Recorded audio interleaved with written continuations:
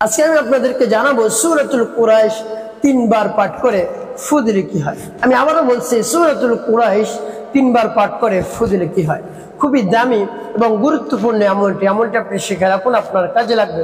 আমলটি কখন, কিভাবে, কোন নিয়মে, কোন পদ্ধতিতে আপনি আদায় করবেন, পাঠ করবেন, আমি আপনাদেরকে বলে দিচ্ছি। অতি সহজে অল্প সময়ের মধ্যে আমি আপনাদেরকে বিস্তারিতভাবে এই আমলটি বলে দিব। আপনারা অল্প সময় ব্যয় করে আমলটি করতে পারবেন। যখন আমলটি করবেন আপনি উপকৃত হতে পারবেন। তো আপনি যখন উপকৃত হতে পারবেন তখন আপনি একবার আনন্দিত হয়ে যাবেন, খুশি হয়ে যাবেন। তো এই আমলটি করতে হলে আপনাকে পুরো ভিডিওটি শুরু থেকে শেষ পর্যন্ত মনোযোগ সহকারে দেখতে হবে, তাহলে আপনি অবশ্যই আমলটি করতে পারবেন। তাই বিস্তারিত জানার জন্য, আমলটি শিখে রাখার জন্য ভিডিওটি শেষ পর্যন্ত ধৈর্য এবং মনোযোগের সাথে দেখার অনুরোধ থাকবে।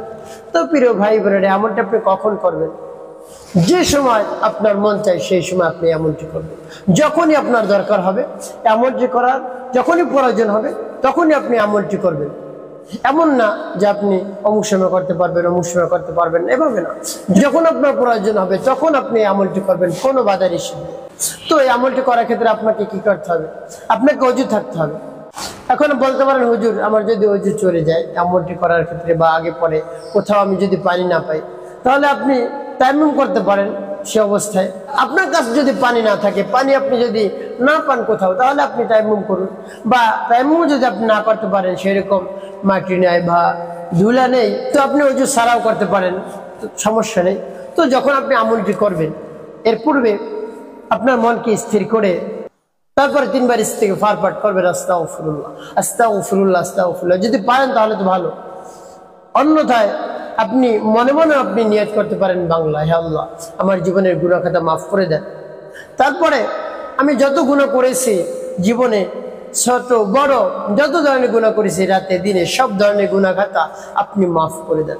আপনি ছাড়া আর কেউ মাফ করতে পারবে না এই গুনাহ।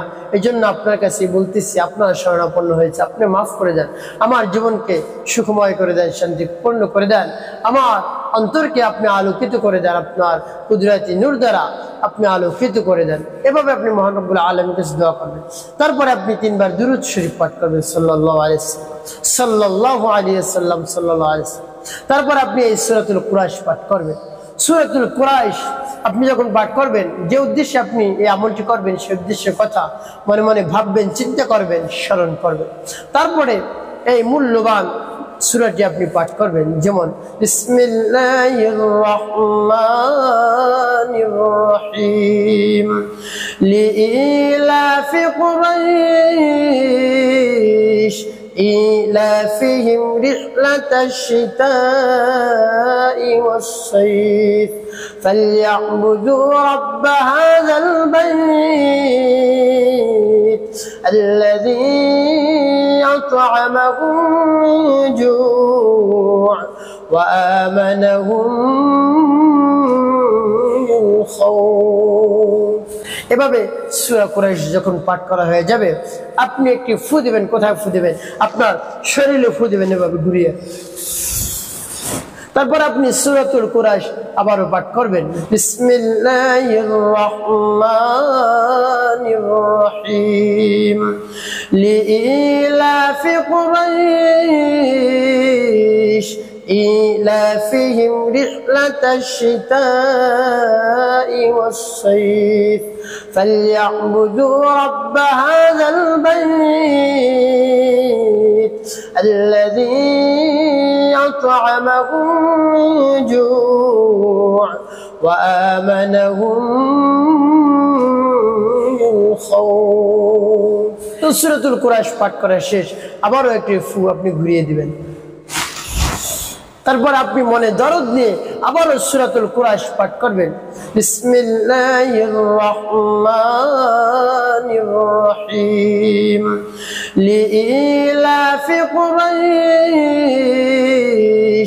إيلافهم رحلة الشتاء والصيف فليعبدوا رب هذا البيت الذي أطعمهم من جوع وآمنهم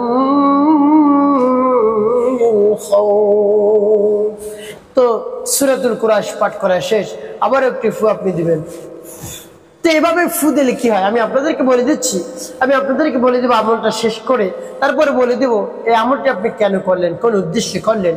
তো এভাবে যখন ফু দেওয়া হয়ে যাবে সূরাতুল কুরাইশ পাঠ করে, তারপরে সর্বশেষ আপনি 3 বার দুরূদ ইব্রাহিম পাঠ করবেন। আল্লাহুম্মা সাল্লি আলা মুহাম্মাদ ওয়া আলা আলি মুহাম্মাদ কামা সাল্লাইতা আলা ইব্রাহিম ওয়া আলা আলি ইব্রাহিম ইন্নাকা হামিদুম মাজিদ। আল্লাহুম্মা বারিক আলা محمد وعلى آل محمد كما باركت على إبراهيم وعلى آل إبراهيم إنك حميد مجيد।